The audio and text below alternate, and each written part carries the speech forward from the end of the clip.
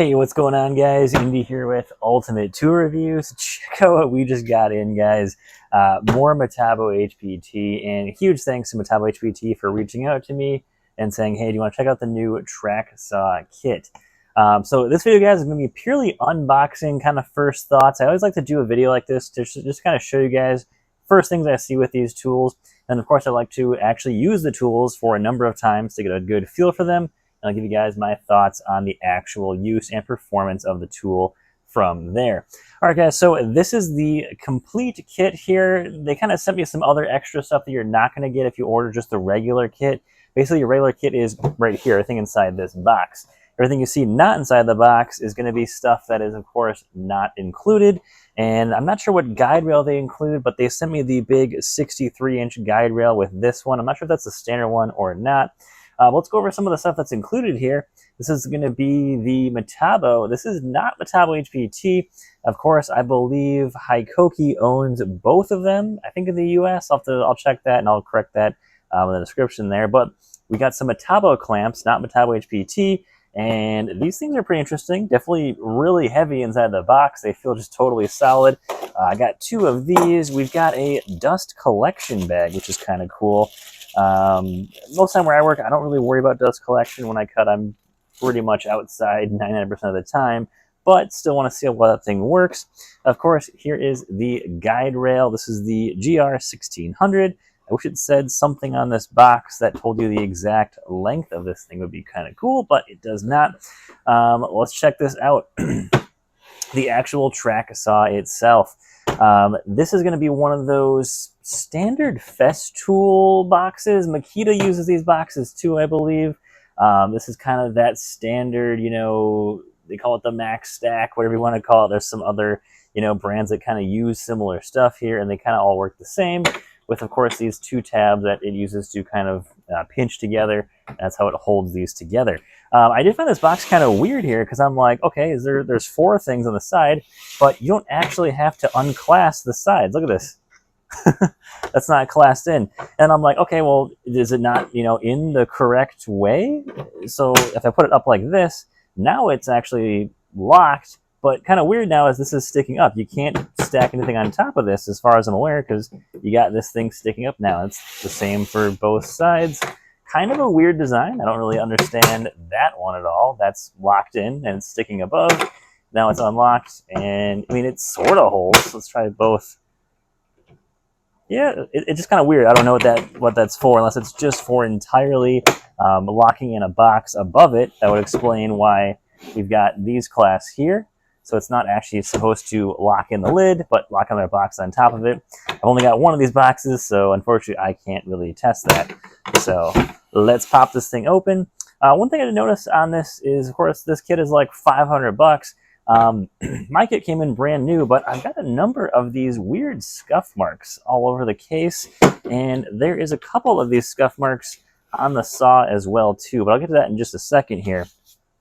First thing you notice when you pop this thing open, of course, is here's all of your track saw accessories.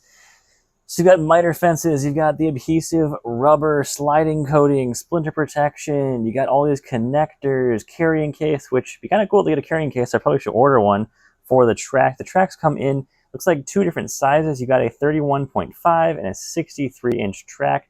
Those are both available.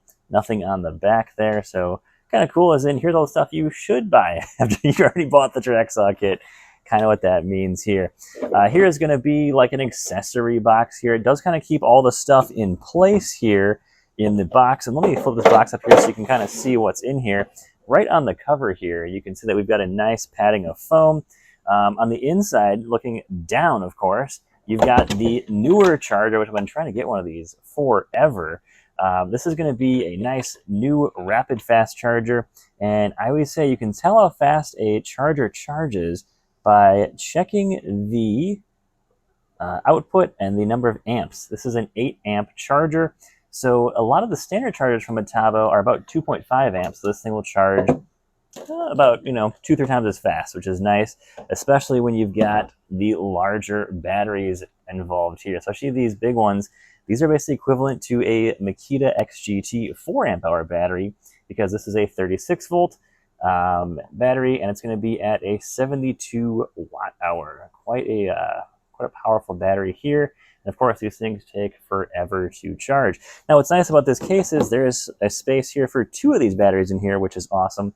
So you can, of course, get 2 of those batteries stored in there, and you are good to go for your track saw. All right, here's the actual saw itself. Before we get to that, here is all the manuals in there, and that is the last thing you're going to find inside that box is your manuals. All right, so track saw. First thing I notice here, I am not a track saw expert by any means. Just like you're watching YouTube right now, I've been watching YouTube learning how track saws work. Of course, I've used table saws and miter saws in the past, and a track saw is definitely a very specialized tool for, of course, woodworking, cutting a straight edge, but it's never been a cheap tool. I will say that. You know, they're always expensive. You know, I like to compare Metabo to Makita all the time, and Metabo HPT, they're known for a very value brand. However, though, when you compare the price of this compared to the Makita, we're talking only $50 to $100 difference. There's not a huge dollar difference on something this expensive for these brands.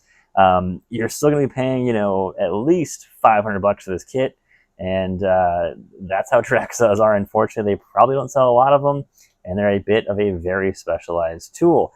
Like I was saying, though, on this case here, there's some of those weird black marks.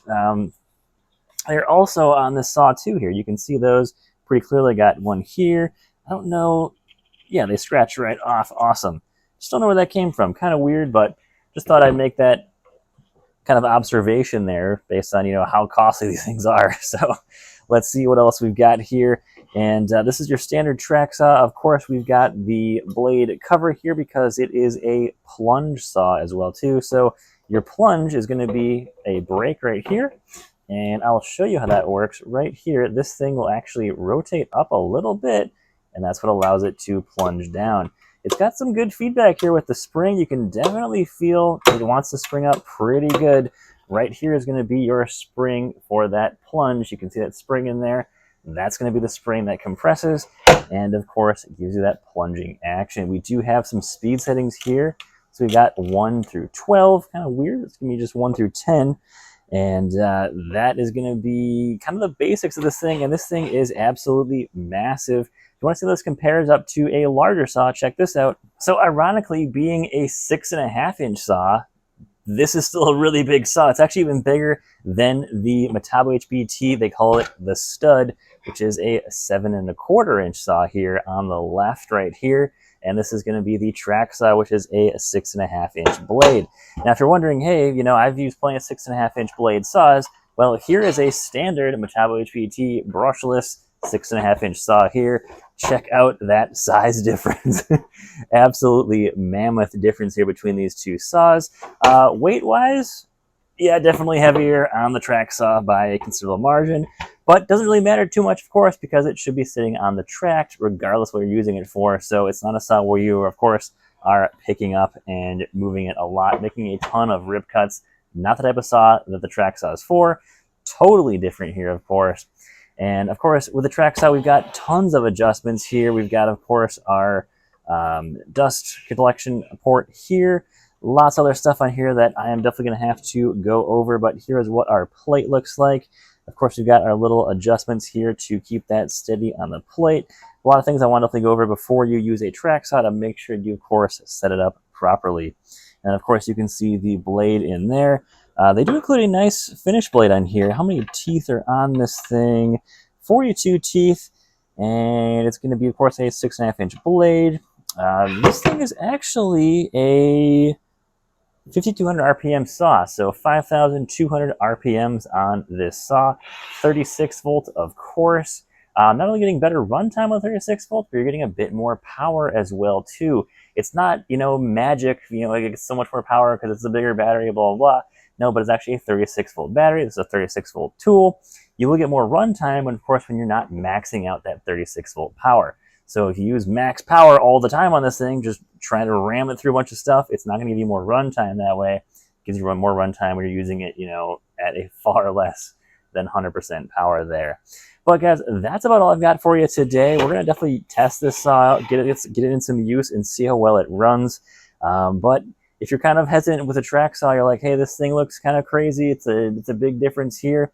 But if we can assure you, it's not that big of a jump going from a regular saw into a track saw, other than it's going to hurt your wallet the most, of course. Because the price difference between these saws right here is pretty huge, where this thing's a bit over $100. I've gotten 2 of these now on clearance for about $43, and this thing comes in at a whopping $500 in the kit. So guys, what we're going to do from at this point now is I'm going to test this thing out. I'll get back to you in another video, and we'll go from there, guys. So thanks for watching, take care, and have a great day.